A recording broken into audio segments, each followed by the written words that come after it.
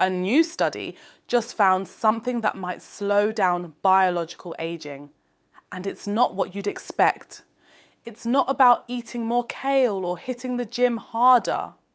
It's about getting your creative side going. Hi there, I'm Tony Lee, and this is Hot Flasher, your daily menopause podcast that serves up fresh news, research, and wellness tips. I've built a daily news pipeline to find the latest on women's health and menopause research. Allow me to introduce my co-host, Nikki, who handles the headlines. Take it away, Nikki. Thanks, Tony. We've got some good news to wrap up the week with. First up, I found a study that actually offers some concrete help for those of us dealing with sleep issues during perimenopause. Published in the Journal of Clinical Medicine, researchers looked at cognitive behavioral therapy specifically designed for insomnia during this phase of life. They followed 80 women for 12 weeks, and the results were pretty solid.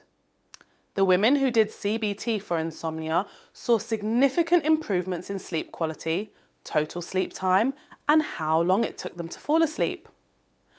But what I found interesting is that this wasn't just regular CBT.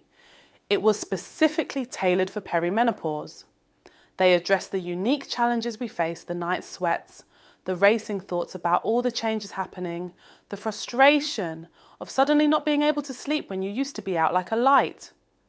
The therapy focused on sleep hygiene, sure, but also on managing the anxiety that comes with perimenopause sleep disruption. You know, that cycle where you can't sleep, so you worry about not sleeping, which makes it even harder to sleep. They specifically worked on breaking that pattern. What made this different from just telling someone to avoid screens before bed was that they acknowledged the hormonal reality. When estrogen is fluctuating, your sleep patterns genuinely change. The therapy worked with that reality instead of pretending willpower alone could fix it. The study found that 73% of participants had meaningful improvements in their sleep scores. That's not a magic cure, but it's real progress. Research suggests that CBT for insomnia can be as effective as sleep medications for many people, without the side effects or dependency concerns. Now I realise not everyone has access to specialised CBT for perimenopause insomnia, but some of the techniques they used you can try on your own. They taught participants to get out of bed if they couldn't fall asleep within 20 minutes, go to another room, do something quiet until they felt sleepy, then go back to bed. Simple, but it breaks that cycle of lying there, getting more frustrated. Speaking of things that might help with the stress of midlife changes, this next study caught my attention for a completely different reason.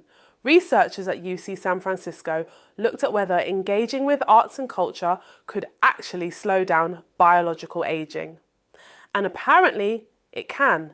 They followed over 3,000 adults and measured something called epigenetic aging. Basically, how fast your cells are aging compared to your chronological age. People who regularly engaged with arts and cultural activities showed slower biological aging. We're talking about going to museums, concerts, theatre, taking art classes, even just reading for pleasure. The effect was significant enough that researchers could measure it in blood samples. The people who engaged with arts most frequently had biological ages that were about 1.5 years younger than their chronological age. That's not nothing. What I found compelling is that this wasn't about being good at art. It was about engagement, looking at art, listening to music, reading, participating in cultural activities. The researchers think it might be because these activities reduce stress, promote social connection, and give us a sense of meaning and purpose. During perimenopause and menopause, when our bodies are going through so much change, having activities that connect us to something larger than ourselves might be more important than we realise. It's not just about distraction or relaxation. It might actually be affecting us at a cellular level. The study controlled for things like income, education, and overall health, So it wasn't just that people with more resources were healthier. There was something specific about arts engagement that seemed protective. I'm thinking about this in the context of how we approach aging. We focus so much on the physical exercise, nutrition, skincare, but maybe spending an afternoon at a museum or taking that pottery class you've been thinking about is just as valuable for healthy aging. This ties into something I saw from the Philippines about strength training during menopause.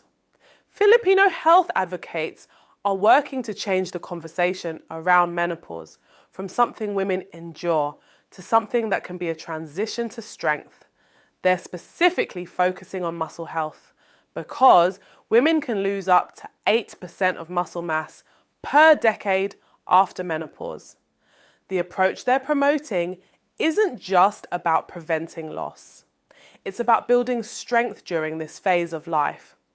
They're encouraging women to see resistance training not as something they have to do to fight aging, but as something they get to do to become stronger.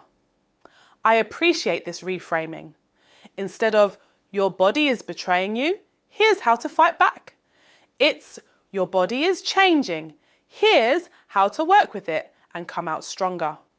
That perspective shift might matter more than we think. The combination of these stories makes me think about how we approach wellness during midlife. Maybe it's not just about managing symptoms or preventing decline. Maybe it's about finding new ways to thrive that we didn't even know were possible.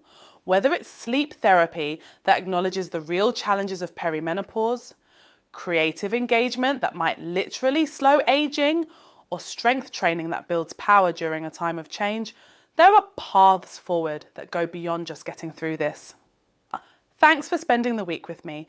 If you're enjoying Hot Flasher, hit subscribe wherever you listen so you don't miss an episode. Have a great weekend and I'll see you Monday.